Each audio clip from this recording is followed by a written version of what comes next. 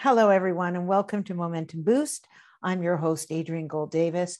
And as always, I am honored to welcome you with us this evening. So another school year is beginning to wind down. And of course, we find ourselves at that exciting time of transition. Now, kids everywhere, they're starting to put away their books and say goodbye to their homework and their tests and get ready for hopefully a sun-filled summer.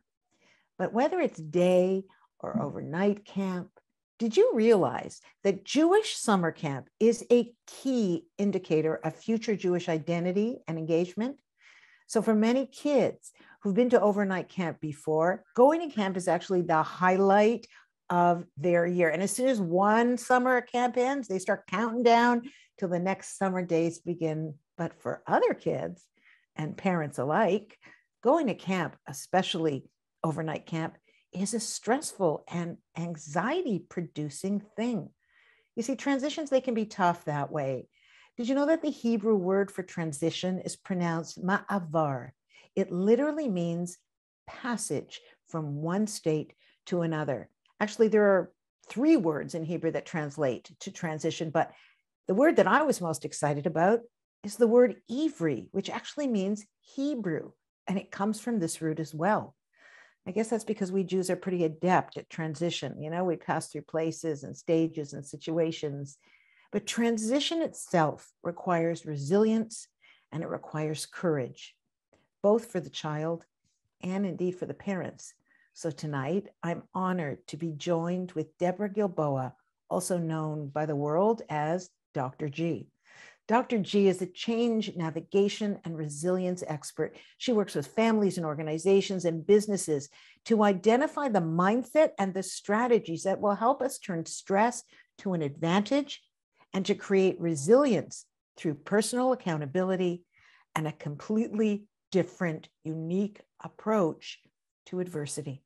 Dr. G is a board-certified attending family physician at Pittsburgh's Squirrel Hill Health Center. She cares for diverse patients from over 100 countries who speak 61 languages. And today, Dr. G is joining me to discuss how we as parents can actually determine if our kids are ready for overnight camp and how we can best arm them with the life skills that they're going to need to maximize this camp experience. So please join me in welcoming Dr. G. Hello. Hello. Hello. It's the most wonderful time. It is. It really is. Are your boys camp kids? They are all camp kids. I was a camp kid, which was one of the greatest things that ever happened to me in my own social development. And I should say transparently, I've worked as a day camp counselor when I was in high school and then in college and then an overnight camp counselor and administrator. I've been the medical director for overnight camps. I Wow. Full transparency, I am pro camp. I can certainly hear that. Okay, well, then tell me, how do we determine when our kids are ready? I have friends who sent their kids at 6 years old to overnight camp and others who are just starting in their teens.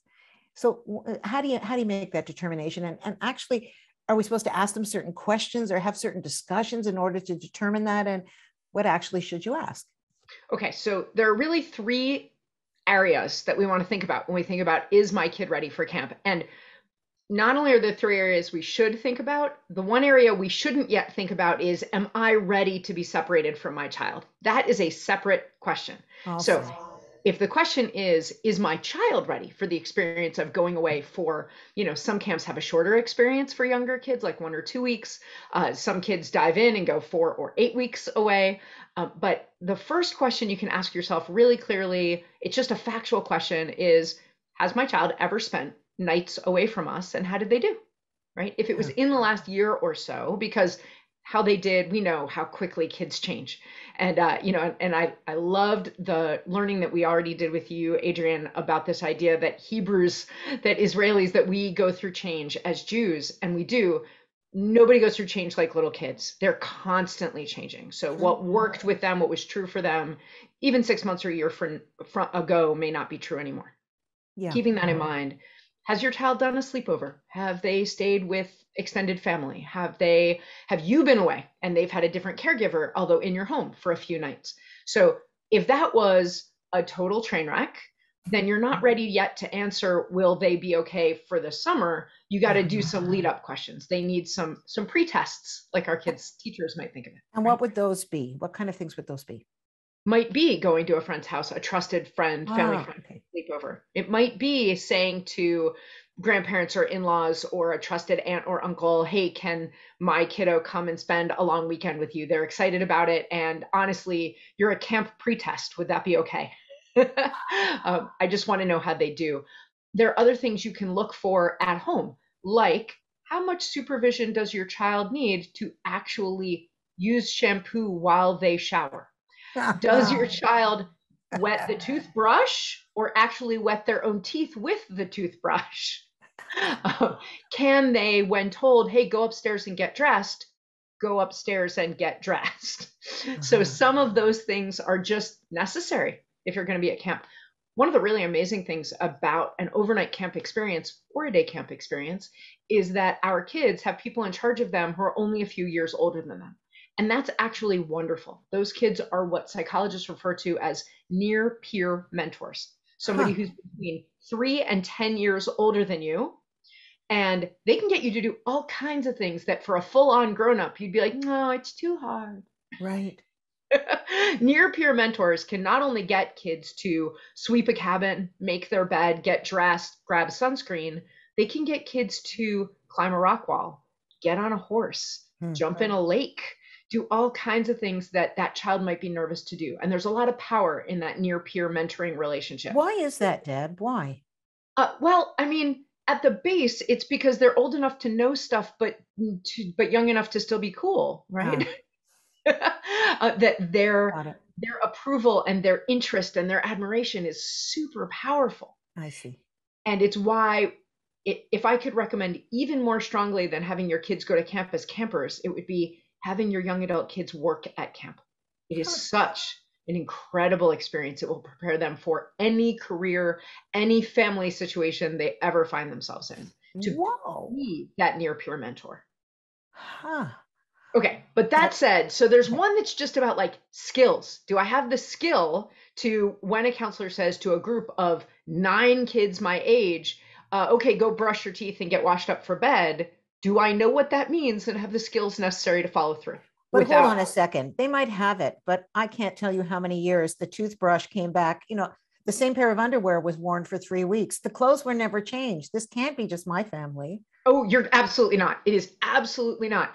Um, the I can't do this, but I know a lot of parents who can tell by their kids' state of their kids' duffel when it comes home.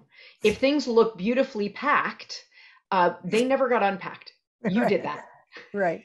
I can't do it because I have a rule at my house, which is if you're old enough to go to overnight camp, you're old enough to pack yourself. So, and my kids started at my oldest was 9 and his younger brother was 7. They went the first year together. Right. Each of my other kids went at 7 because he had older siblings and cousins there already. Okay, let And me they, ask you a doctor question for a minute. I'm yeah, sorry to kind of segue for a second, but it just came okay. to me. I want to forget. What about a child with bladder issues? A lot of kids, and especially a lot of boys, are wearing pull ups till they're like 11 years old. Bedwetting. Yeah, every overnight camp. And I now, as a consultant, I work with a lot of camps, and I can tell you they're masters at this. Okay, Every how? Jewish camp I know has fantastic ways of handling this. Without outing them, I will tell you that one of my kids had a big bedwetting issue well until almost 5th grade. Yeah. And like I said, all my kids started going to overnight camp at 7. Mhm. So camps really do this well. And those kind of concerns you have, like my kid wants to go and I think they're ready, except Yes, this tell is the what I'm camp saying. director about the accept, whatever the accept is, except they only eat 3 foods, except they, need to have 17 stuffed animals that they say goodnight to in the same order, except they have a birthday in the middle of the summer and how could we be away from them on their birthday, except whatever your accept is, Yeah. camp directors are accept experts. Ha. So, and they don't want kids to come to camp who would be miserable. So they will tell you if it's an accept that's too big an obstacle and what you could do so that maybe next year would be better. Okay. So Okay, If they so I could, had said there's this just sort of practical, do they have the skills? And this kind of segues into my next all thing, right, which is how are they feeling about the idea? It's not a deal breaker. If you have a child who's hesitant, that may not mean that they shouldn't go to camp, but it's a bigger obstacle. I really want kids to go to overnight camp for more than a trial few nights. That it's okay to push them a little bit out of their comfort zone. But if they are positive that it's a bad experience, that it's the wrong experience for them, this is not their year. Okay? Now, if they were really excited, you've signed them up and now they're hesitant, that is normal. And that's right, not what I'm talking about. You mentioned, Adrienne, how hard transitions can be for some kids. And I want to tell you, you're wrong. Transition's hard for everyone. true enough, true Our enough. brains are wired to be really suspicious of change, even change we're excited about, proud of, happy for. Our brains are still wired to be suspicious. Imagine, please, because most of us have known someone like this, someone who is in love with someone and really hoping to get engaged. No matter what their gender, their situation, the engagement happens. And even while their brain is saying, amazing, or as a parent, even while that parent's brain is like, oh, I'm so pleased, relieved, excited, whatever, there's still a part of their brain going, wait, what could I lose in this new situation? You're, Can I I have to send you trust it? money. I have to send you money because you're talking about me. Oh, really? I did. Yeah. Mazel tov. I didn't know. But also, can I trust it? Is this, I encouraged this. Was it the right thing to do? Or I discouraged this. Are they going to hate me forever? Whatever. And Right. the third reaction is discomfort. And those three things, that loss, distrust, and discomfort, those are just safety mechanisms that our brains have built in. We all come with those so that we are careful about change. So when your kids say, yeah, I'd like to go to camp with my three best friends at the place that I think looks amazing and they have all the activities I'm super excited about, you put in your you put in your money, the date passes, your money is now totally non-refundable, and suddenly that morning the child wakes up and says, yeah, I don't want to go to camp, this is a bad idea. That is normal, and it does not necessarily mean that they shouldn't go to camp. It means their brain is trying to keep them safe. So then, and we're going to talk about it, I'm sure, but there are ways to work through that and investigate that. But at the start of it, is your child intrigued by the idea? Because if they are intrigued by the idea, then you teach some of these nighttime skills, for example, by saying, hey, can't go to camp if you can't be responsible for getting yourself dressed with both socks Uh-huh. and also underwear. And it can be a real motivator to get a kid to take on a little bit more autonomy and responsibility and prove that they're ready for that privilege of going away Uh-huh. to camp. Uh-huh. Except what happens if all of this happens beautifully and then day 3 you get the hysterical phone call from camp, come and get me, I'm miserable. How do you deal Right. with So, that? so let's talk about that. The first thing that our kids need whenever they are navigating a change is empathy. Don't answer the question they asked you first. Come get me, right? Don't react to the demand. First, ask some questions and offer empathy. First say, "Oh, I'm so glad I'm the person you want to talk to when you're having a hard time. It sounds like you're having a hard time. So a little gratitude, a little empathy, and a little curiosity will solve a lot of these speed bumps." So the gratitude is, I'm so glad that I'm one of the people you wanted to talk to. That's really nice. And I hear that you're having a hard time, and that's so hard. I'm sorry. And curiosity. So gratitude, empathy, and curiosity is, can you tell me more about how you're feeling or what's going on? Don't make promises. Not yet. You don't know enough yet. You haven't talked to the camp director yet. You don't know what the situation is. Also, I hope you're thousands of miles away on a vacation of your own. So don't make promises. Don't swoop in and rescue. Not yet. You're in communication. That's what they needed. Okay. So gratitude, empathy, curiosity, and then you'll learn more. And you're an expert in your child, and you are an expert in picking the camp that you did and the youth development professionals who are there, and they're there to help you. And there's nothing your child is experiencing that they have not been through before. Sure. But what if they say, but Ma, come and get me now. I'm miserable. Nobody likes me, or I'm being bullied. What do you do with that? You When you say, get the clear message that what they want is your immediate rescue. absolutely. And you can say that. You can say, I hear that you want me to come and rescue you from this and take you away from this situation. Or at least a part of you really wants that. And you can say, and a part of me really wants to do that because Oh, there's nobody I love more. But I don't know yet if that's really what's best for you. that's brilliant. Oh man, you're too much. Oh God, yeah. That honesty, we're sometimes afraid to be honest with our kids. Like a lot of parents are afraid to have empathy for kids who are missing home. By the way, can we never call it homesickness again? It's not a sickness, it means they like you. Good Oh, news. There's oh, nothing pathologic about a child who leaves home at any age and misses their family. It's really good news. So oh. they're missing home, and I want you to set them up ahead of time for when, not if, when they miss home. What do they think will help? Hey, listen, sometimes when you're away and you're missing us, do you feel like it would be helpful to have a picture or like one of my old t-shirts? Or do you feel like that might make things harder? What would be helpful to you when? And Adrian, you and I have talked about this before on other boosts. When we use when language instead of if language, it Mhm. helps our kids navigate struggles more easily So because are they you say, suggesting, wait, are you suggesting that you should have these conversations before they go? So you've sort of preempted it? What would it look when like? you feel like nobody likes you, when you feel like there's no activity that you're good at, when the food doesn't taste right, when the bed isn't as comfortable as yours, when you walk in, you walk in to see them one morning and you realize, like, we've had padded toilet seats their whole lives.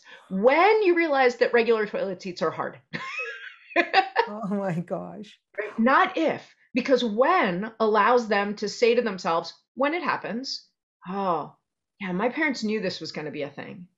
We talked about doing something. They may not remember what you said to do or what they decided to do, but they will remember that there's some sort of action and they'll try to remember what it is. And what's great about that is all that loss and distrust and discomfort that I talked about, that comes from the amygdala. It's one of the emotion centers in the brain that's always on because it's keeping us safe. But Mhm. as soon as we engage the thinking part, which is up here in the front, which is why I'm pointing to my forehead, then that quiets. It doesn't silence, but it quiets the amygdala. So they can start to think, what choices do I have? And that question, what choices do I have? It blunts the effect of feeling all that loss and distrust and discomfort. Doesn't make them go away, but it blunts it so that it's easier for them to move forward.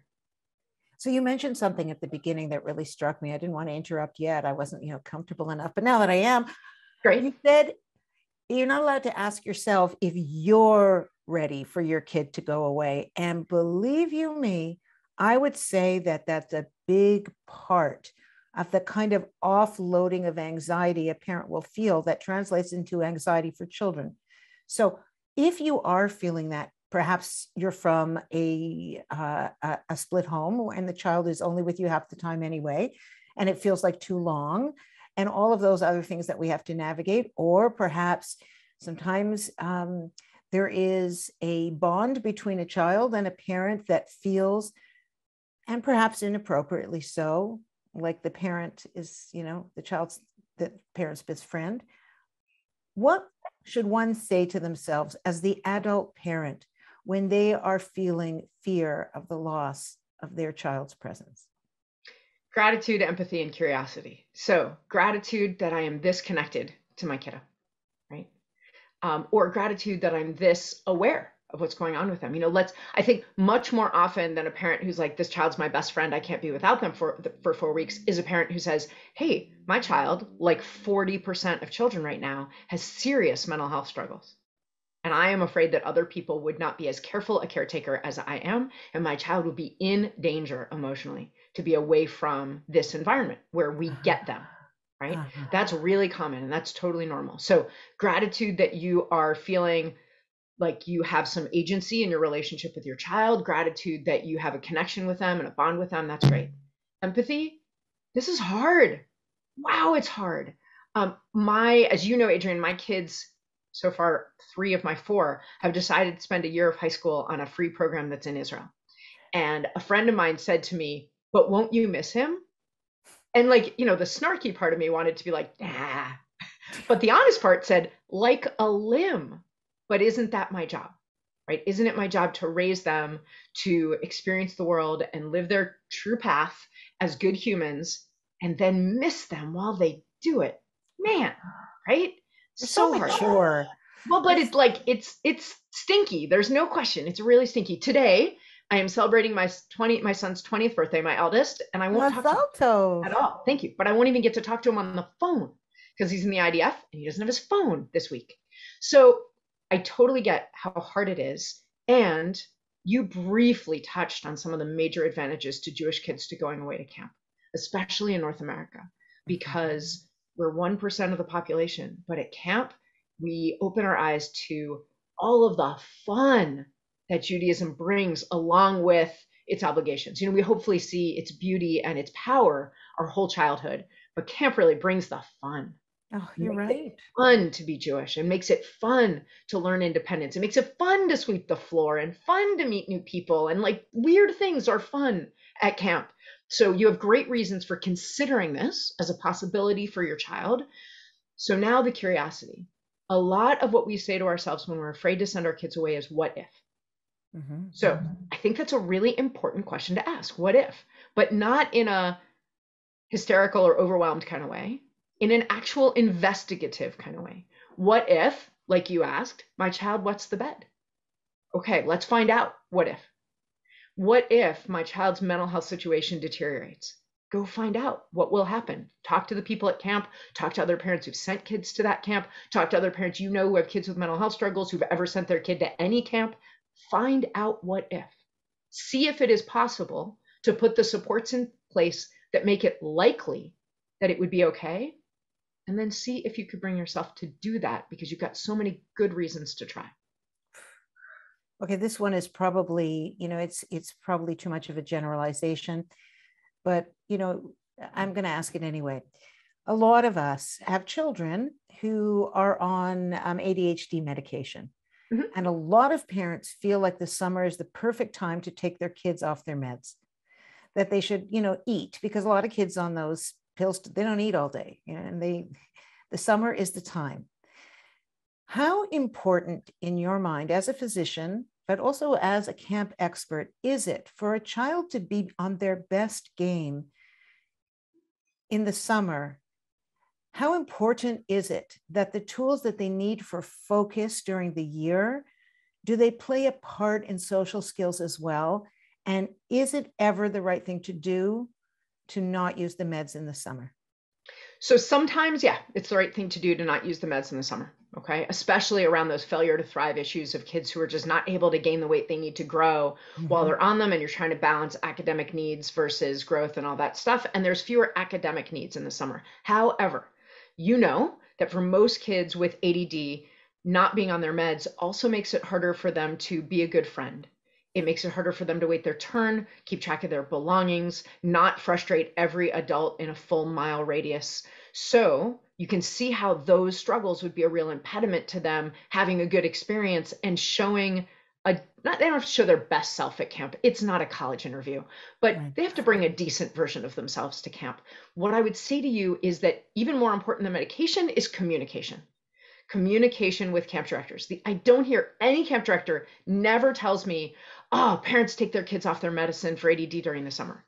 The complaint I hear is parents send their kids to camp and never tell us that they've ever been on medications. They don't communicate to us that they're taking that drug holiday.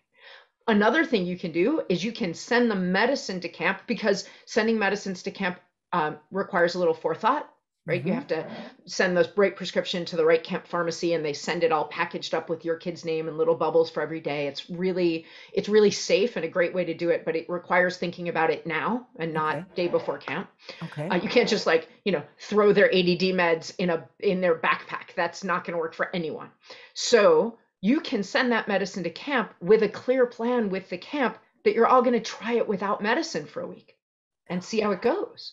Or you'd like them to have, to tell you if there's a day like Shabbat or 2 days during the summer that it might be okay to not take medicines those days. You'll need a doc to agree, right, to write Yeah. the order in that way if that's how you want to do it. But all of this is good communication with your child's healthcare providers, with you, who's the expert in your child, with your child, because they're old enough to be involved, not a decision maker, but to hear about it and be a part of the conversation, not get to camp and be like, Wait, what do you mean? But I'm supposed to, but I get in trouble when I don't take my medicines. Or my mom told me I shouldn't take them during the summer. Your child's eating habits will change at camp. Some kids, and I don't know how it's possible with mine, get hungrier, right? Some kids eat less or just differently. So you might say, I want to send them, but I would love for you to check their weight after a week and see how it's going. And then we'll have a conversation with the whole team about And what you're to do. telling me that camp doctors and camp directors are willing to do that kind of thing? Yes. They would much rather that than that you make a blanket decision. Don't communicate it to them because you're worried your kid will be judged, or you don't want them to be mad, or you think they'll say they can't come to camp. Here's what I have to tell you. At camps around the world, whatever you're asking them to navigate, they've navigated something crazier. And the only thing camp directors really don't like are surprises that, that were avoidable. Wow. I just want to give you the last couple of minutes to share some wisdom for all of us as the mother, for the child. What would be best practices in the timeline of it if a child is going to camp at the end of June in terms of these conversations? There are lots of ways to communicate our anxiety to our kids. And there are lots of ways on the other side of that same coin, to set our kids up to be as successful as possible. I have been lucky enough to be involved in a project this year of interviewing camp directors, one a month all year long. And I ask them the same final question every time, which is, what could parents be doing right now that would best set their kids up for a great summer at your camp? And with no prompting and no prepping, because this is an improv question, they all gave me pretty much the same answer. They all said, show your kids that you believe in their ability to navigate hard things, to make decisions about things that are not life or death consequential, to try new things, to handle failure, opportunity, and joy. So the more you say to them, here's some empathy. Wow, that sounds frustrating, or that looks hard, or I see how excited you are about that. And then I'll be interested to see what you do. Less direction and more belief with active involvement in what they're doing. I'm not asking you to leave the building. We are asking you to show empathy and walk beside or just behind them. That's how you set them up best. Whether you're saying, I know that I've always helped you with flossing, but I think this is something you can take on. Or, I know that meeting new people is something that you do not love. What do you think you'll do when that's what you need to do? What would help you? So obviously it requires understanding and knowing your child.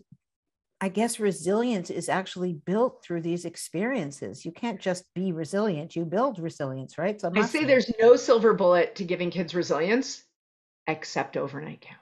Oh, mic drop. Oh, Dr. Jean. And it's really true. It's really true. You really are an extraordinary woman. And you have listen, some of the questions I was asking were like 20-year-old questions. My kids are grown and flown, but I wish I'd had somebody to ask these things to when they were about to go off to camp.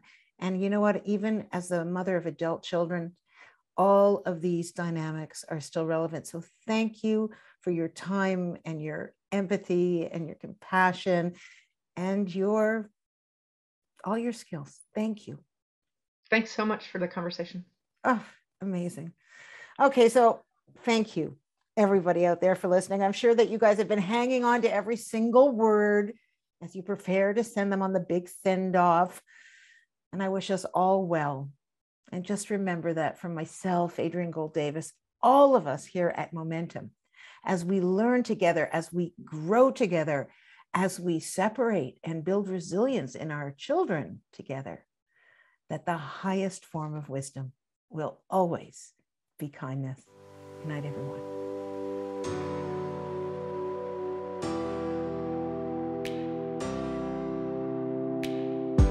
I've got 1,000 questions coming from deep within. Wanna cut through the clutter. I need to know that my next move matters.